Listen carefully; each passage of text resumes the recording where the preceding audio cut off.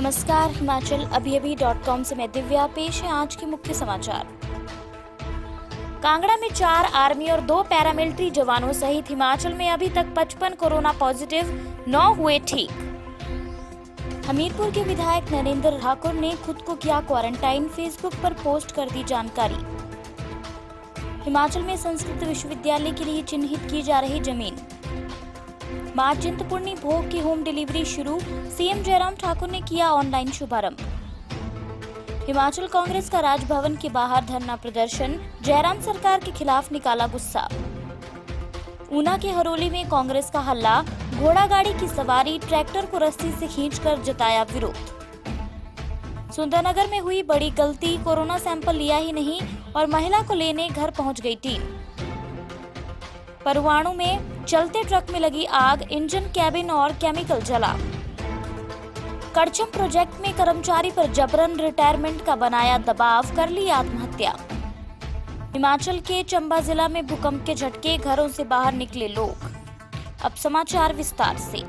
आपके स्वास्थ्य का प्रहरी श्री बालाजी हॉस्पिटल, कांगड़ा, हिमाचल। हिमाचल में आज अब तक 55 नए मामले सामने आए हैं। इसमें सिरमौर के नाहन में कोरोना के 31 नए मामले सामने आए हैं। ये सभी मामले गोविंदगढ़ मोहल्ला से हैं। कांगड़ा जिला में 12, मंडी से 8, चंबा से 3 और हमीरपुर में 1 मामला सामने आया है।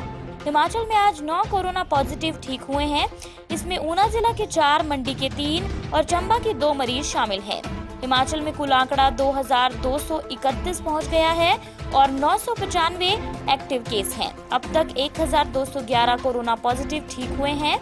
जिला सिरमौर में 31 नए पॉजिटिव मामलों में से 11 युवक जिनकी उम्र 15 से 68 वर्ष के बीच है तथा 14 युवती महिलाएं जिनकी उम्र 12 से 60 वर्ष के बीच है और 6 बच्चे शामिल हैं जिनकी उम्र 2 से 8 वर्ष के बीच में है। जिला में अब एक्टिव केसों में संख्या बढ़कर 210 हो गई है। नाहन से आए 31 मामलों के साथ हिमाचल में कुल आंकड़ा 2200 पार हो गया है। अभी 2218 कुल मामले हो गए हैं। एक्टिव केस 986 हो गए हैं। अब तक 1207 लोग ठीक हुए हैं। हिमाचल में अब तक 1439 कोरोना सैंपल जांच को आए हैं। इसमें से 638 नेगेटिव रहे हैं। अभी 794 की रिपोर्ट का इंतजार है। आज के सैंपल में से 7 ही पॉजिटिव मामले आए हैं जो कि कांगड़ा जिला से हैं।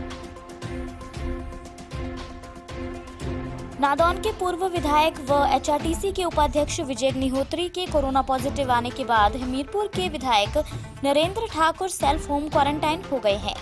इस बात की जानकारी उन्होंने खुद फेसबुक पेज के माध्यम से दी है। फेसबुक पेज पर पोस्ट कर उन्होंने बताया कि हमीरपुर में कोरोना के बढ़ते मामलों के चलते मैंने अगले कुछ दिन तक घर में ही रहने का फैसला किया है। कृपया आप सबसे निवेदन है कि आप जरूरी काम के लिए फोन पर संपर्क करें। आप सबसे निवेदन है कि उचित दूरी बनाएं, मास्क और बार-बार साबुन से हाथ साफ करें और अत्यंत जरूरी होने पर ही घर से बाहर निकलें।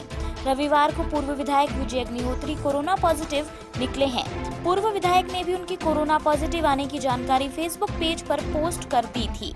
विजय अग्निहोत्री कोरोना पॉजिटिव आने तक सार्वजनिक कार्यक्रमों में शिरकत करते रहे।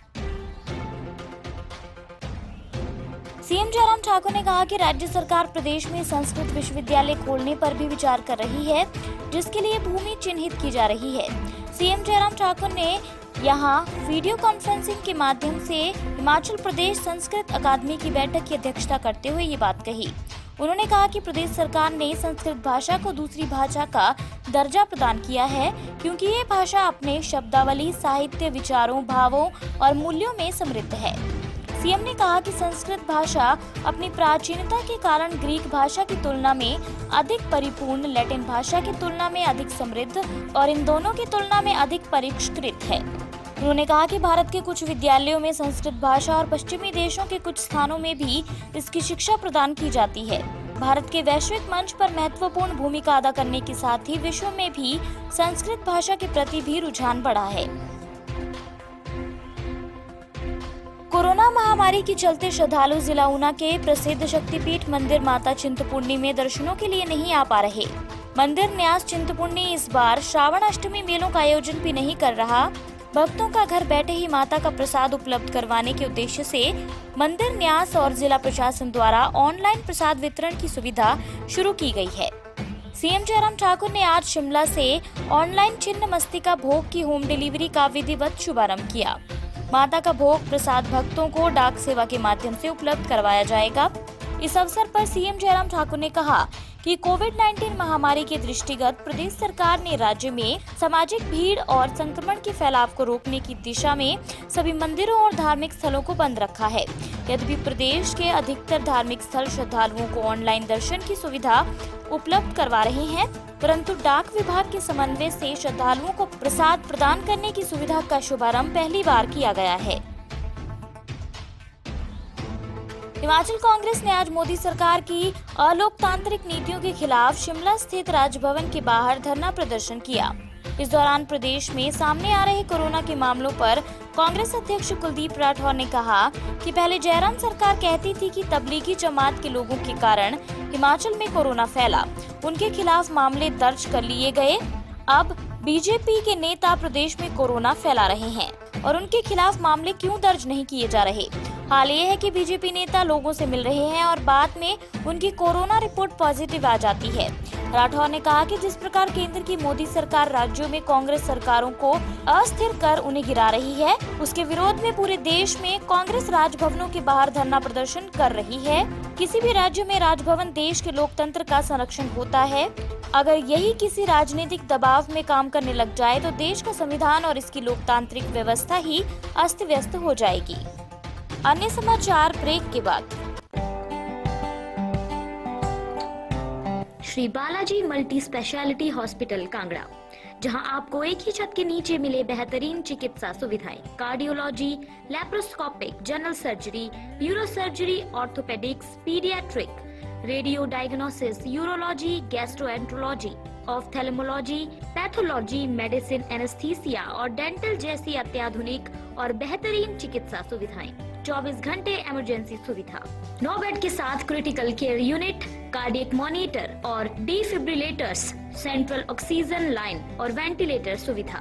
हिमाचल प्रदेश के सबसे बड़े निजी स्वास्थ्य सेवा प्रदाताओं में से एक Shri Balaji multi speciality hospital Kangra राष्ट्रीय स्वास्थ्य बीमा योजना के साथ सूचीबद्ध Shri Balaji multi speciality hospital Kangra BPL परिवारों के लिए अस्पताल में कैशलेस भर्ती होने के साथ ही ईसीएच की भी सुविधा। हमारा पता Shri Balaji multi speciality hospital, Balaji Vihar, Ujjain, Kangra. संपर्क करें 9218411108 पर। Shri Balaji multi speciality hospital Kangra.